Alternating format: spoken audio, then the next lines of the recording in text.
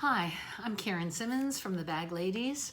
Cindy's not here. We're practicing social distancing, so I'm going to give you this part 4 of our making our stay-at-home journals, and she'll be going on with me doing the next project when we start working on that. Today I want to review a little bit that when we made the first, you remember in part 2, we made the whole journal.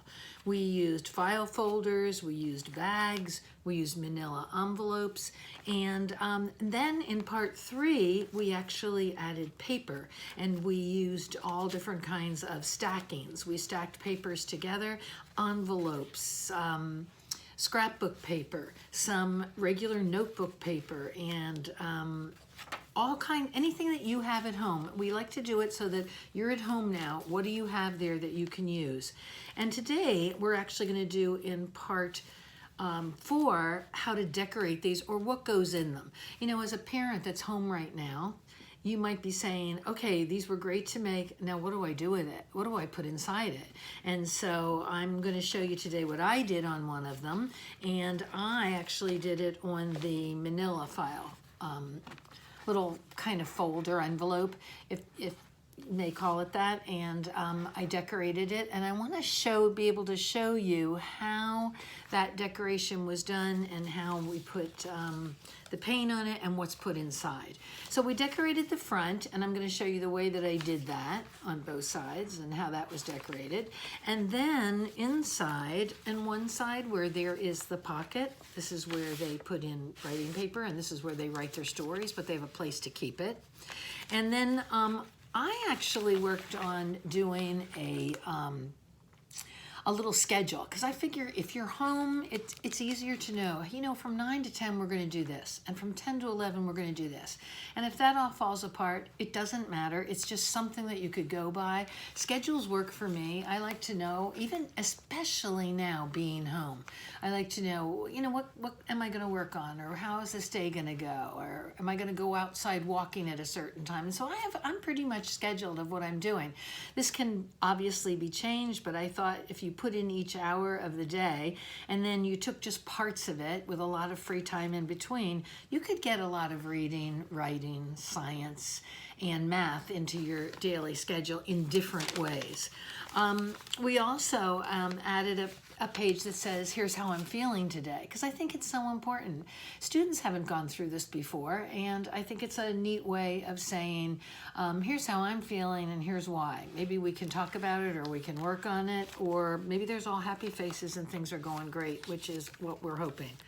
This page I love. It has pockets so you could keep anything in it, but it's also using Post-it notes. So as they're reading their stories, and if we do go back to school and they go on computer to take any kind of testing on their stories, or they can do them from home, this way they have some notes as they go through their book, or notes from anything that they're learning about, their science, getting ready for any kind of testing that's coming up. So I think that just having a place to continually learn how to do note-taking and note writing is a big help.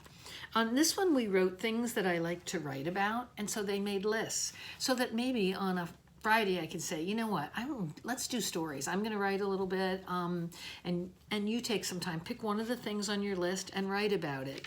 And you know, then that way they're not thinking, what am I going to write about? So we have a list of things. I have a doodle page that I think they always need, just something to be able to create. And also we added like a letter to your teacher, so that you can, I know that they are definitely corresponding through the computer, but I think it's nice to be able to write it. And also, we added, what can I do for my family, for my neighbors, or for my community? So this adds a little kindness page while they're home, and I think it's worth thinking about. And maybe they can come up with some things for their neighborhood, or you know, for people that live nearby, or leaving something outside on their porch, or maybe even one of their stories that they write they can share. And once again, here's my next stack. When this is all finished, I have another stack, which video 3 shows you how we made the stack, opened it, added a new string or ribbon or rubber band or hair tie, and now you have a whole nother stack to begin to use. So today I'm going to show you mostly a little bit about how decorating, and doing the creative end of this before they even fill out the book. Or you could do it as they got to each one. So what we like to do, and I think I'll just take one of these other books and try to do a couple of little things on the front for you to show you how we decorate it. And it's funny because Cindy and I like to use these gift cards. Maybe you have old gift cards that don't have anything on them anymore, so you've saved them, or we go to local places that people use the gift cards and then they don't want them, they give them to them. I know Starbucks honestly is one of our greatest helpers with this, and they keep bags of them for us. And then I put some acrylic paints just on a paper plate. They look like this when you get them, and they come in all colors, and I use them constantly. But what's cool is you don't make a complete mess doing it this way, because you're only going to use one end of this gift card.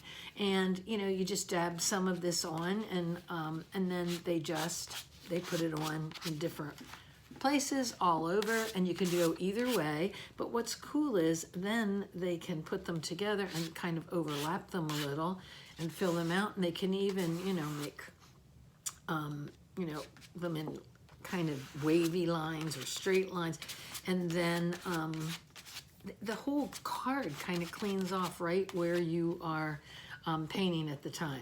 And you can add, just adding different colors. I try to let them practice a little first before they do these, but they always come out good. They always look awesome with different colors on them, and they make great covers and great on the back. And honestly, I usually use a paper towel, but since today, I'm going to just grab a piece of paper, because I may use this paper inside then, and I'll have part of this done to blot it. They dry really quickly, and now this paper is another paper that I'll keep using as I'm drying things. But now here's their cover, and as this completely dries, they can write my journal or my my assignments from March 23rd to hopefully April 1st. No, whatever the time goes for, they can always put it in. Or they could have just my feelings, or my thoughts and things I like to write about, or, as I said, different assignments inside. The other thing I like to do is on the inside, like different places that they're going to be writing or they're going to be adding things, to just, you can even do something as simple as just using some markers and going around the edges. Now these are Tombow markers, so if I added water to these, they would easily spread out into the middle of this page, and you could have that be colorful too. But I'm going around the edges here just because then the writing area is open. And I hope you can see some of this, but just let them do it their own way, or they can add little doodles up or in the corners, or little marks that they want to put on here, or just little designs, and then away they go. But it just adds to the being creative and adding things. I also like to use little stamps, and so you can stamp some of these in the corners and just add some down the sides, but I'm just adding little bits of stamps as it goes down the side. So, these are just ideas of how to make it fun. And then you can use different colors of the stamps. You can use some markers on the stamps, but just any way they would want to mark them up. And the neat thing is, and then you can go back and you say, okay, let's fill in our pages. What are we going to put on this page? Or how should we fill in this page today? But then you have some fun things, and I use a lot of the wide black markers, so that, and I'm going to turn it towards me, but if they do want to put things like my journal on it, and they can use, their kind of, they can make lettering, up, and if this isn't their thing, if they just want to put their journal together and you know, keep it like that and without decorating too much, but they'll have all their pages labeled and they know different things that they're going to put in it. All right, I just put the word my, and then they could do my journal or my thoughts or my feelings or, you know, whatever you're going to be talking about, or whatever you feel like you'd want to fill the journal with. So those are some ideas of how we take these journals and we make them our own and they make them their own. And I think that's what makes them so much fun. So enjoy making journals with your kids or with your students, with your grandchildren, with anybody that you find yourself home with, so that they get that creative idea in every day, and that helps them get through this time or any time, all while they're through school. It's nice to have something that you just kind of write your feelings in. So the Bag Ladies will be back with a whole new project coming up soon. Please tune in.